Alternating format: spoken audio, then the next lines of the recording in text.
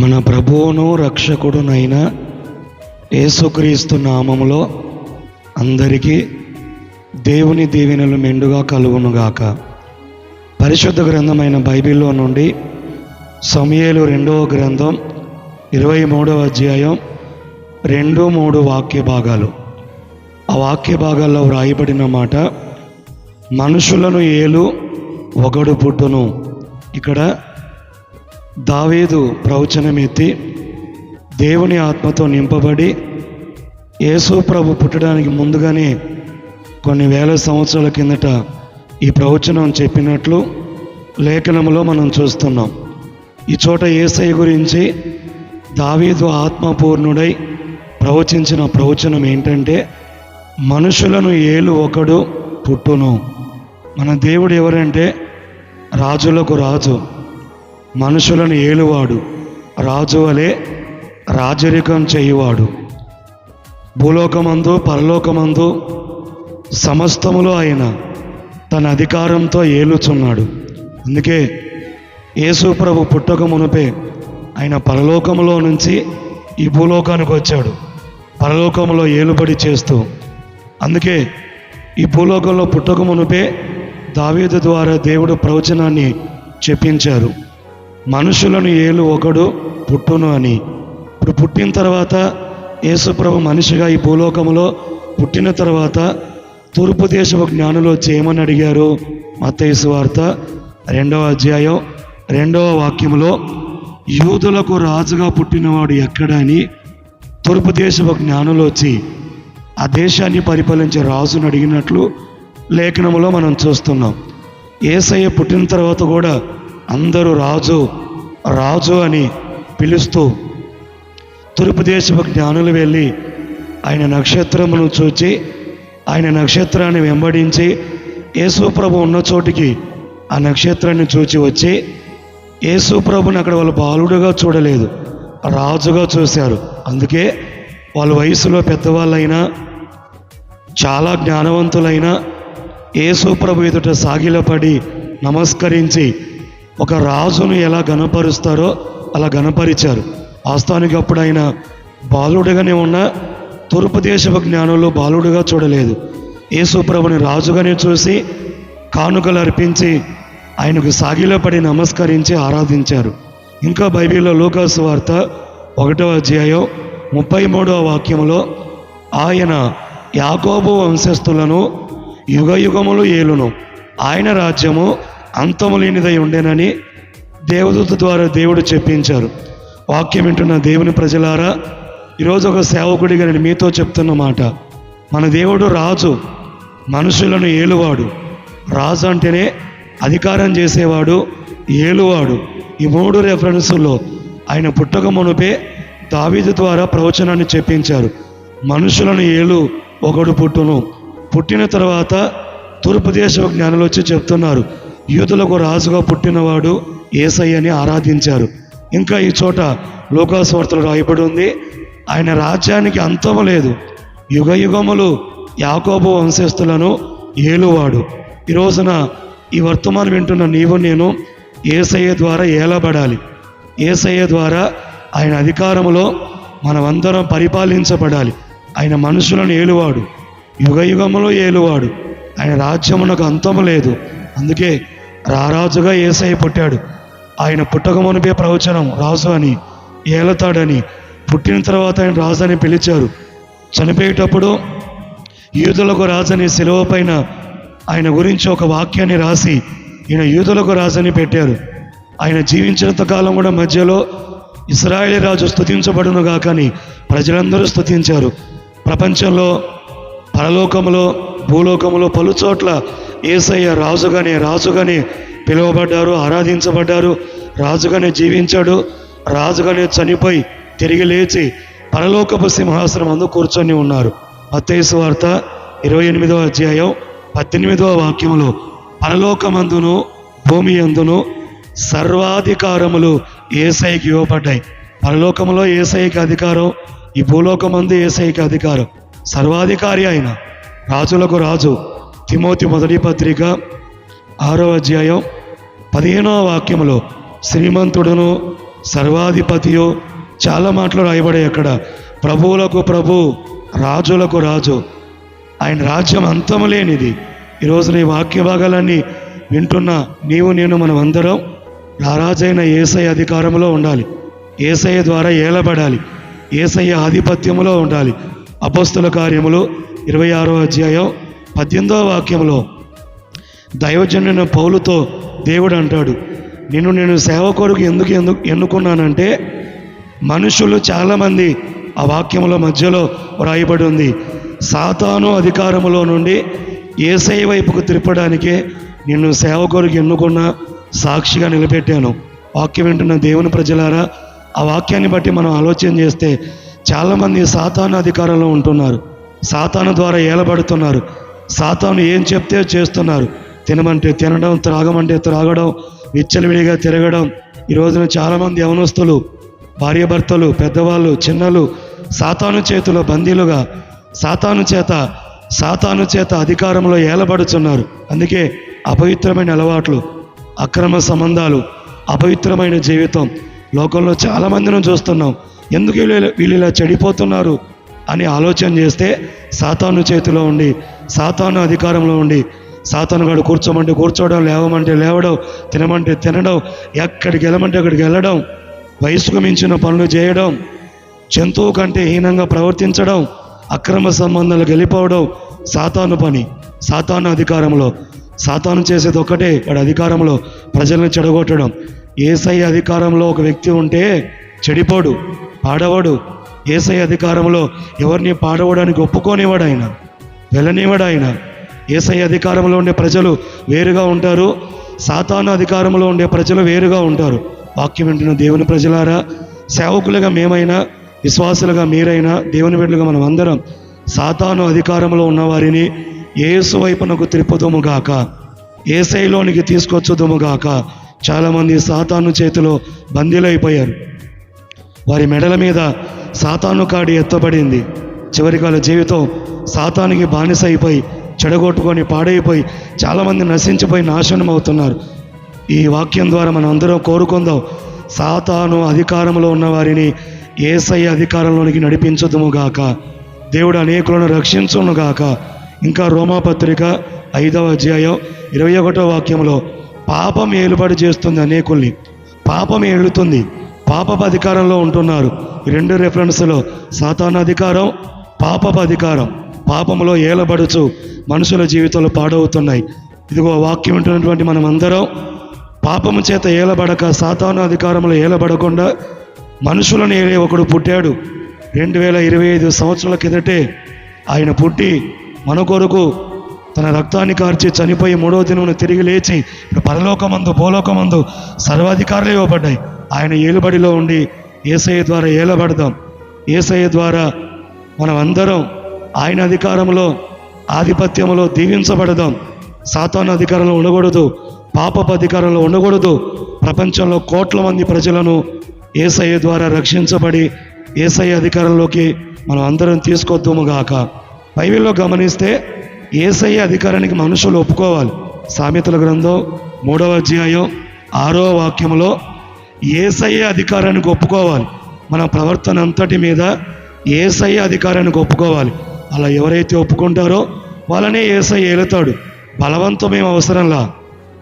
యేసుప్రభు మంచివాడని, నీతిమంతుడని, పరిశుద్ధుడని, నిజదేవుడని, శక్తిగల దేవుడని ఎవరైతే గ్రహించి ఆయన అధికారాన్ని ఒప్పుకుంటారో వాళ్ళనే యేసయ్య ఏలుతాడు. ఎవరిని బలవంతంగా యేసయ్య ఏలడు. అందుకే ఈ వాక్యం మనకి ఏం చెప్తుందంటే, నీ ప్రవర్తన అంతటి మీద ఆయన అధికారాన్ని ఒప్పుకుంటేనే యేసయ్య నిన్ను ఏలి పరలోక రాజ్యానికి సిద్ధపరచునుగాక. 3 అనుభవాలను మనకు తెలియపరచుకుందాం. 3 అనుభవాలు మనం తెలుసుకుంటే ఈరోజు మీకు తెలియపరుస్తాను. యేసయ్య ఏలుబడిలో, యేసయ్య అధికారంలో ఉంటే మనకు కలిగే ఆశీర్వాదాలు, యేసయ్య ద్వారా మనం ఏలబడితే, యేసయ్య అధికారంలో మనం ఉంటే మనకు కలిగే ఆశీర్వాదాలు. మొదటి మాట మత్తయి సువార్త 9వ అధ్యాయం 6వ వాక్యం. ఈ భూమి మీద పాపములు క్షమించడానికి యేసయ్యకు అధికారం కలదు, మరెవరికీ అధికారం లేదు.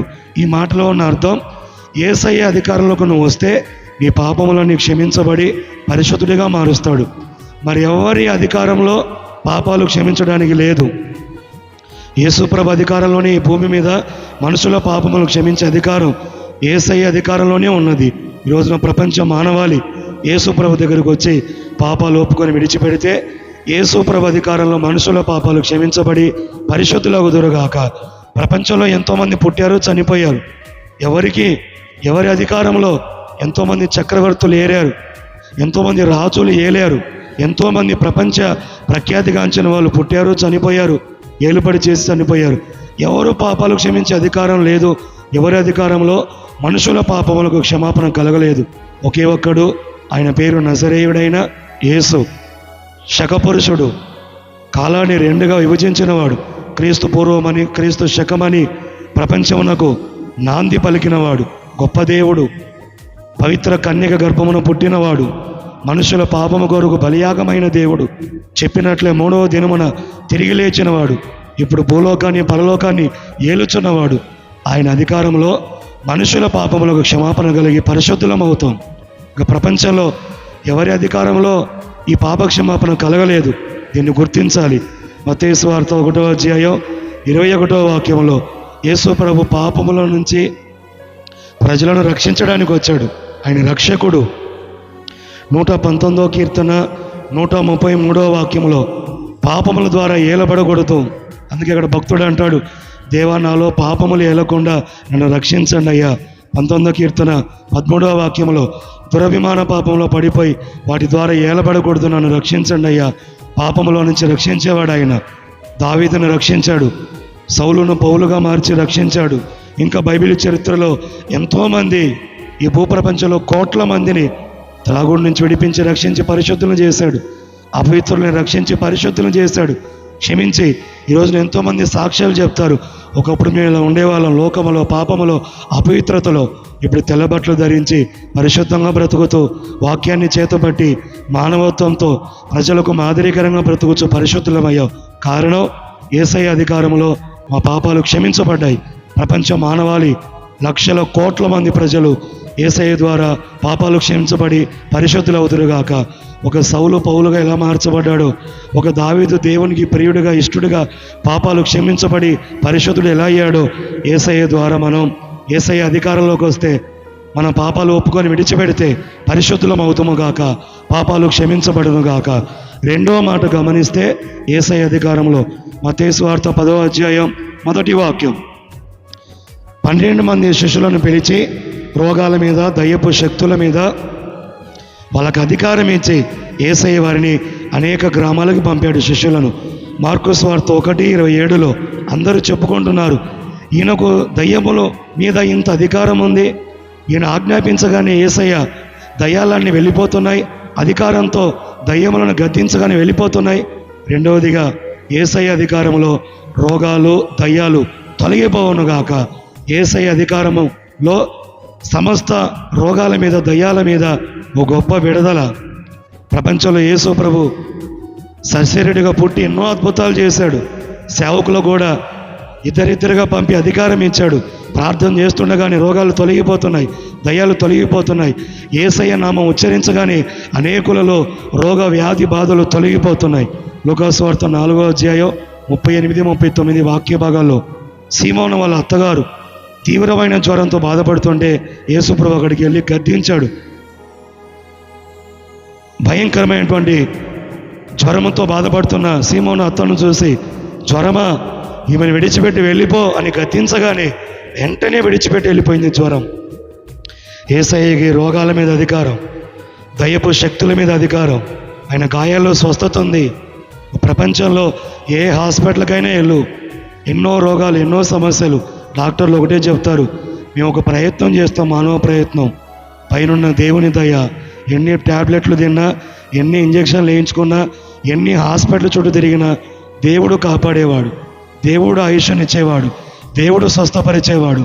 ప్రపంచంలో మనుషులు ఎంతోమంది హాస్పిటల్కి వెళ్ళి చనిపోతున్న వాళ్ళు లేరా? ప్రతిరోజు హాస్పిటల్లో ఎంతమంది చనిపోతున్నారు? ₹1,000 ఖర్చు పెట్టి ఆపరేషన్ సక్సెస్ అవ్వక ఎంతమంది చనిపోతున్నారు? ఒకటే, దేవుడి అధికారంలో దేవుని ద్వారా స్వస్థపరచబడి దేవుడు ఆరోగ్యం ఇచ్చి అనేకులను బాగు చేయనుగాక. మనం ఎన్ని ప్రయత్నాలు చేసినా ఫైనల్గా దేవుడే స్వస్థపరిచేది, దేవుడే ఆరోగ్యం ఇచ్చేది, ఆయన అధికారంలో రోగాలు పోతాయి, ఆయన అధికారంలో దయ్యాలు తొలగిపోతాయి. ఈ రోజున భూప్రపంచంలో చాలామంది కుటుంబంలో దయ్యపు శక్తులు, సాతాను జ్వరపడడం, గొడవలు కలగజేయడం. ఒక వ్యక్తిలో దయ్యపు శక్తులు క్రియ చేస్తున్నాయి అనడానికి నిదర్శనం ఏంటంటే గొడవలు, అసూయ, కలహాలు, రకరకాల పాపపు స్వభావాలు. బైబిల్లో ఉంది, బలహీనపరిచే దయ్యం నడుమును వంగజేసి రోగాన్ని పెట్టింది. బైబిల్లో ఉంది, సౌలు మీదకి దురాత్మ రాగానే గొడవలు, అసూయ. రోజున ప్రపంచంలో మనుషుల మధ్యలో మనుషులకి ఎందుకు కలహాలు, ఎందుకు మత్సరాలు? దయ్యం లోపల క్రియ చేస్తుంది, సాతాను క్రియలు. మనుషులు ఎదుగుతుంటే ఓర్చలేరు. సౌలులోకి దయ్యం రాగానే, అపవిత్రత రాగానే ఇతరులు ఎదిగిపోతుంటే మత్సరం. యోబు భార్యలో దయ్యపు శక్తులు క్రియ చేయగానే భర్తను చావమని శపించడం. యోబు ఇంట్లోనికి సాతాను ప్రవేశించగానే రోగాలు, అప్పుల సమస్యలు. ప్రతి సమస్యకు వెనుక ఒక దయ్యం, ప్రతి రోగానికి వెనుకలో ఒక దయ్యం. యోబు కుటుంబం అప్పటిదా కలకల్లాడుతోంది. ఎప్పుడైతే సాతాను వల్ల ఇంట్లో ప్రవేశించిందో ఒక్కొక్కటి నష్టం కలగజేయడం. సాతాను యోబు కుటుంబాన్ని పతనావస్థకు తీసుకొచ్చింది. చివరికి యేసు ప్రభు తోడుగా ఉండి ఆ దయ్యపు క్రియలన్నీ లయపరిచి యోబు కుటుంబాన్ని మరలా ఆశీర్వదించాడు. ఈరోజు దూరాన సమీపం ఎంతమంది వాక్యం వింటున్నారో, మీ కుటుంబాల్లో, బంధువుల కుటుంబాల్లో రోగాలు ఉన్నాయా? దయ్యపు క్రియలా? యోబు ఇంట్లో సాతాను ప్రవేశించినట్లుగా ఎన్నో నష్టాలు కలుగుతున్నాయా? సాతాను సౌలులో ప్రవేశించిన వెంటనే గొడవలు, సమస్యలు, మత్సరాలు, కుళ్ళు, కుతంత్రం కలిగినట్లు మీ వ్యక్తిగత జీవితాలు ఇవన్నీ కలుగుతున్నాయా? యేసయ్య అధికారంలో అపవిత్రాత్మలు తొలగిపోవునుగాక, రోగాలు తొలగిపోవునుగాక, స్వస్థత కలుగునుగాక. నువ్వు ఏ ప్రయత్నాలు చేస్తున్నా దేవుడు ఆరోగ్యం ఇచ్చునుగాక, యేసయ్య స్వస్థపరచునుగాక. 3వ ఆశీర్వాదం గమనిస్తే సామెతల గ్రంథం 3వ అధ్యాయం 6వ వాక్యం. దేవుని అధికారాన్ని నువ్వు ఒప్పుకుంటే నీ ప్రవర్తన అంతటి మీద నీ త్రోవలు సరళం చేస్తాడు, నీ మార్గం సరళం చేస్తాడు. ఆ మాటకు అర్థం ఏంటంటే త్రోవలు సరళం అవడం, సఫలం అవడం, పనులు కార్యాలు సఫలం అవడం. 1 కీర్తన 3వ వాక్యం, అతడు నీటి కాలువల ఎరున నాటబడిన చెట్టు వలె ఉంటాడు, అతడు చేయనిదంతయు సఫలమగును. మన త్రోవలు సరళమవడం అంటే మన పనులన్నీ సఫలమవడం, మన కార్యాలన్నీ సఫలమవడం. యేసేపు గురించి ఆదికాండం 39వ అధ్యాయం 3వ వాక్యంలో యేసేపుకు దేవుడు తోడై ఉండి అతని చేతుల్లో అన్నీ సఫలం. తన అధికారి చూస్తున్నాడు పొతిఫర్. ఏంటి, ఇప్పటిదాకా మన ఇంట్లో ఎంతోమంది పనివాళ్ళు పనిచేశారు, ఎవరి చేతికి పని అప్పగించినా విఫలం, సక్సెస్ అవ్వలేదు, కార్యాలు జరగలేదు. యేసేపు చేతులు అన్నీ సఫలమవుతున్నాయి. ఏంటి, దేవుడు తోడుగా ఉండి యేసేపు దేవుని అధికారంలో ఉన్నాడు. పాపం చేయలా, అపవిత్రమైన పనులు చేయలా, లోకస్తులాగా తిరగల, దేవుని అధికారాన్ని ఒప్పుకున్నాడు, పరిశుద్ధంగా బ్రతికాడు. తన సహోదరులాగా అక్రమంగా తిరగల, దేవుని అధికారంలో యేసేపు ఉన్నాడు కాబట్టి అతని త్రోవలన్నీ సఫలం, అతని పనులన్నీ సఫలం, అతని కార్యాలన్నీ సఫలం, మార్గాలు సరళమవుతూ వచ్చాయి. 4వ ఆశీర్వాదం యోహాను సువార్త 17వ అధ్యాయం 12వ వాక్యం, ఆయన అధికారంలో నిత్య జీవం. యోహాను సువార్త 17వ అధ్యాయం 2వ వాక్యంలో యేసు ప్రభుకి నిత్య జీవం ఇచ్చే అధికారం ఉందంటే పరలోకాన్ని, నిత్య జీవాన్ని మనుషులకి ఇచ్చే అధికారం యేసయ్య చేతిలో ఉంది. మరి పరలోకానికి వెళ్ళాలంటే ఆయనే మార్గం, సత్యం, జీవం. కొలసీ పత్రిక 1:13లో ఉంది, ఆయన మనలను అంధకార సంబంధమైన అధికారంలో నుంచి విడుదల చేసి పరలోక రాజ్యానికి, తన కుమారుని రాజ్యానికి వారసులుగా చేశాడు. యేసు ప్రభు ద్వారా యేసయ్య అధికారంలో మనమందరం నిత్య జీవానికి పాత్రలవుతుముగాక. ఈ 4 ఆశీర్వాదాలు. యేసయ్య అధికారంలో పాపముల నుంచి విడుదల పొంది పరిశుద్ధులం అవుతాం. యేసయ్య అధికారంలో రోగాలు, దయ్యములు తొలగిపోతాయి. 3వది, యేసయ్య అధికారంలో మన తురవలు సఫలం, మన కార్యాలు సఫలం, సమస్తం సఫలం చేస్తాడు. 4వది, యేసయ్య అధికారంలో ప్రపంచంలోని కోట్ల మంది ప్రజలకి నిత్య జీవాన్ని కలగజేసి పరలోకానికి మార్గం, సత్యమైన యేసయ్య ద్వారా పరలోకానికి వెళ్దాముగాక. అందుకే మూలవాక్యంలో దావీదు అంటాడు, మనుషులను ఏలు ఒకడు పొట్టును, యేసయ్య అధికారంలోనికి రండి, యేసయ్య ద్వారా ఏలబడండి. ఈ 4 ఆశీర్వాదాలు మనందరికీ కలుగునుగాక. ఆమేన్, ఆమేన్.